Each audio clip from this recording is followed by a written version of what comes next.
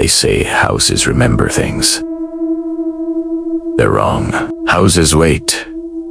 When Ethan moved into apartment 6B, the first thing he noticed wasn't tea. The smell of old wood or the flickering hallway lights, it was the silence. Not a peaceful silence. The kind that felt held, like someone was pressing their palm over the building's mouth. The landlord, Mr. Hargreave, avoided eye contact while handing over the keys. His hands shook. "Rules are simple," he muttered, his voice barely a whisper. "No visitors after midnight, and if you hear breathing from the spare room, don't open the door." Ethan laughed it off. People always had their quirks. "Sure," he said. "Anything else?" "Ghosts. Cursed. Mirrors."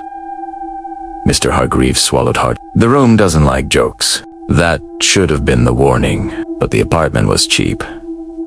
Way too cheap for a two-bedroom. It had tall ceilings, big windows, and that spare room at the end of the hall. The door was painted a messy, uneven white, like new paint hastily slapped over something old. Ethan tried to ignore the faint warmth that seemed to radiate from behind that door. He slept well the first night. The second night, he woke up at exactly 3:07 a.m. because something inhaled, a slow, wet, impossibly close sound. It wasn't in the hallway. It was inside his apartment.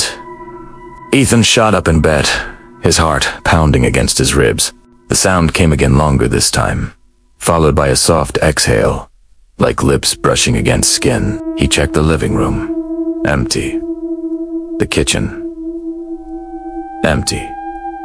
Then he stood in the dim hallway, staring at the spare room. The breathing was coming from behind it. He reached for the handle, his hand trembling, and stopped.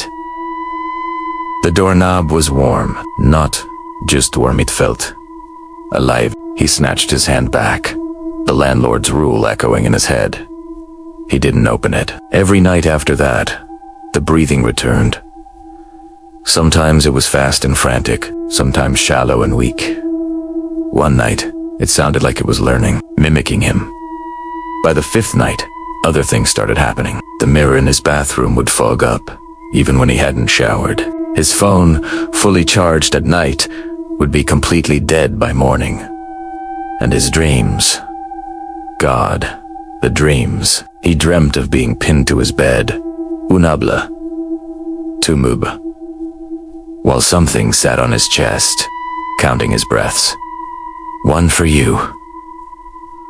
One for me. He always woke up at 3:07, drenched in sweat, exhausted.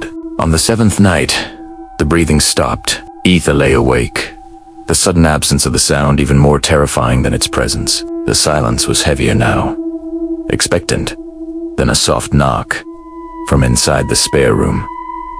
3 distinct taps. Ethan's throat went dry. Another knock, then a whisper, muffled by the door. "Ethan." He froze. He hadn't told anyone he'd moved in. The whisper came again, seeming to crawl right through the wood. "I know how you breathe when you sleep." Ethan scrambled back, pressing himself against the opposite wall. "I can do it better." That was it. He threw clothes into a bag, ready to flee. But the front door wouldn't open. It was sealed shut, as if the building itself had welded it closed. Behind him, the spare room door let out a low creak, not opening, just stretching. Like a joint popping, the breathing returned, louder now, excited. The whisper slithered under the door. "You're almost ready." Ethan sprinted to the bathroom and locked himself in. The mirror fogged instantly. A single finger traced words through the steam. "You have a beautiful lung capacity." The sink began to fill, not with water, but with air, bubbling, pressurized, impossible air. Ethan screamed as his ears popped, the pressure building. Then, total silence. The lock on the door clicked open by itself. The hallway was darker than before.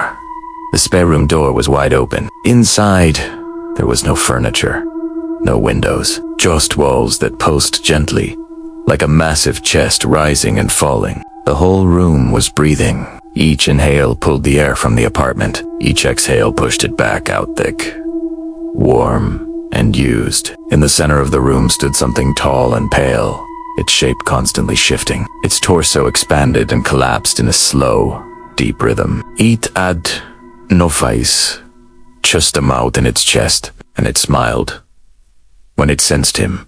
Too fast, it said, its voice coming from everywhere at once. You waste air.